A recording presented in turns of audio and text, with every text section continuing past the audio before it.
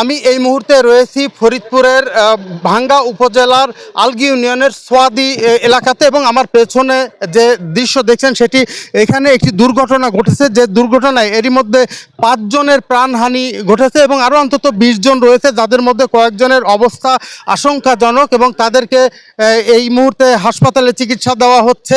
তো যেটি দেখতে পাচ্ছেন যে একটি বাস এবং যে ট্রাকটিকে পাশে দেখতে পাচ্ছেন সেই পিকআপটি ডিম বোঝাই পিকআপ, এবং এই পিকআপটি কিন্তু আজকে বিকেলের দিকে এখানে এসে উল্টে যায় এবং এই উল্টে যাওয়া পিকআপটাকে তোলবার জন্যে স্থানীয়রা চেষ্টা করছিলেন এবং পুলিশের রেকার ছিল, রেকার দিয়ে চেষ্টা করা হচ্ছিল সন্ধ্যার পর পর্যন্ত, 7টা থেকে 7:30টার মধ্যে। এমন সময় যে পরিবহনটি দেখছেন, এই পরিবহনটি ঢাকার থেকে খুলনামুখী, এটি কিন্তু এখানে এসে যে মানুষগুলো উদ্ধার কাজ করছিলেন তাদের উপর দিয়ে তুলে দেয় এবং এই সাধারণ মানুষের উপর দিয়ে তুলে দেওয়ার পরে কিন্তু এখানে ঘটনাস্থলে 4 জন এবং পরে আরও একজন 5 জন মারা যায়। তো এখানকার মানুষ যারা তারা বলছেন যে এই বাসটি অত্যন্ত দ্রুতগামী ছিল। আমরা যদি একটু কথা বলার চেষ্টা করি যে এই দুর্ঘটনাটি যখন ঘটে কিভাবে ঘটেছিল, আপনারা কি বলতে পারেন? কেউ জানেন?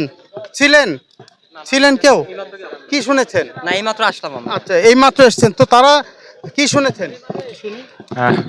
সকাল 7টার দিকে আপনার ঢাকা থেকে খুলনাগামী নড়াইল এক্সপ্রেস ট্রেনটি বাসটি খুব দ্রুত গতিতে আসে, বেপরোয়া গতিতে আসে। পরে এখানে আমরা উদ্ধার কাজ করছিলাম, তারপর তারা আমাদের বাচ্চাবাদে চলে যায়।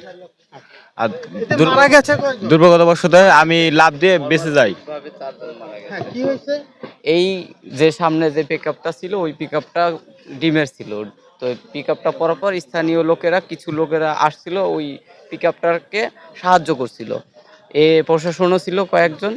এর মধ্যে নড়াইল এক্সপ্রেস নামে একটা গাড়ি আসছে, বেপরোয়াভাবেই আসছে। আসার সাথে সাথেই ওই যে কয়েকজন ছিল ওখানে 7-8 জন লোকের মতোই ছিল, ও সঙ্গে সঙ্গেই মেরে দেওয়ার সাথে সাথে 4 জন মানুষ মর্মান্তিকভাবে 4 জন মানুষ মারা গেছে।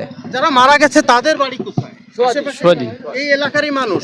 এবং এই এলাকা যখন এরকম একটা ঘটনা ঘটে তারপরে সাধারণ মানুষ বিক্ষুব্ধ হয়ে আগুন দিয়েছে, তাই তো? অবশ্যই এতগুলো প্রাণ এইভাবে একটু যদি স্লোভাবে আসতো নড়াইল এক্সপ্রেস, তাহলে এমন দুর্ঘটনা ঘটতো না। আপনারা অনেকেই বলছিলেন যে এই বেপরোয়া গতির কারণে প্রায়ই দুর্ঘটনা ঘটে, এটি কি সঠিক কিনা? হ্যাঁ, এটা অবশ্যই আমরা ঢাকা থেকে আসছি, আমরা যাত্রী, আমরা শুনেছি যে আপনারা এখানে এসে শুনেছেন যে এখানে অবস্থা, এবং এখানে কি আপনারা এখন আটকা আছেন? যে আমাদের ওইখানে এখনো গাড়ি আটকা রয়েছে। আমাদের ওইখান থেকে বলে দেওয়া হয়েছে যে আমরা যাবো না এখানে, এবং স্যার মানে প্রশাসনের লোকেরা বলে দিয়েছে এই পাশে আর গাড়ি আসতে পারবে না, এবং এই পাশ থেকেও গাড়ি ঢাকার মুখ। কত সময় ধরে আটকে আছেন? 1.5 থেকে 2 ঘন্টা। 2 ঘন্টা ধরে আটকে আছেন। যেটি বলছিলাম যে এই দুর্ঘটনার কারণে কিন্তু ঢাকা খুলনা মহাসড়ক ব্লক হয়ে আছে প্রায় 2 ঘন্টার অধিক সময় ধরে, এবং এখন পর্যন্ত কিন্তু সেই ব্লক অবস্থাতে রয়েছে। বিভিন্ন জায়গা থেকে আসা, দূর দূরান্ত থেকে আসা শত শত যানবাহন দুই পাশে আটকা পড়েছে এবং মানুষ কিন্তু সেখানে আটকে রয়েছে।